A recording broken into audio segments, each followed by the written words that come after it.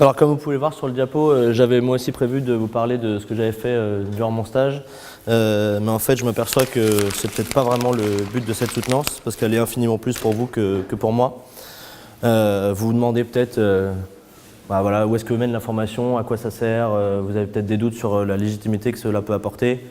Et je ne sais pas si en me mettant à votre place, vous avez peut-être envie d'entendre ce que j'ai fait ou pas. Moi en tout cas j'ai été à votre place.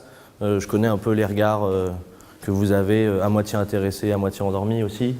Moi, ce que j'ai juste envie de partager avec vous, c'est qu'au fur et à mesure de la formation, on s'aperçoit que c'est aussi un peu une école de la vie.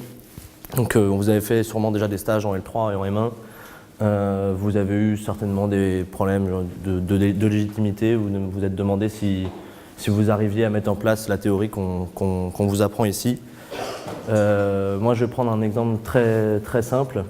Je vais vous parler juste de comment la formation m'a servi au sein de mon travail.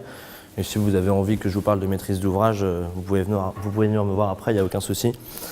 L'important, c'est surtout en ce moment avec la création de l'association Génie Urbain, c'est aussi d'essayer de vous informer et de vous guider dans votre formation.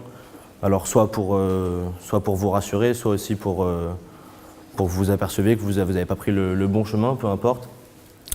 Lors des différentes années, vous allez devoir faire des workshops, des travaux en équipe. Parfois, ça va peut-être un peu vous agacer parce qu'on va mixer les équipes. J'ai fait partie de ceux que ça a agacé aussi.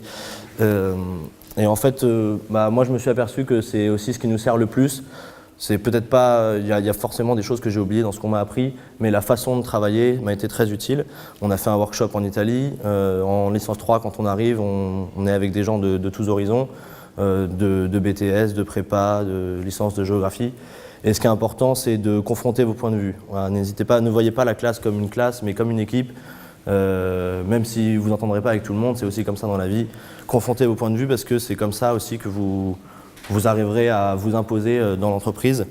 Moi, si je peux vous affirmer une chose, c'est que j'ai eu aucun problème de légitimité, j'ai eu confiance en mes compétences lors de mon stage.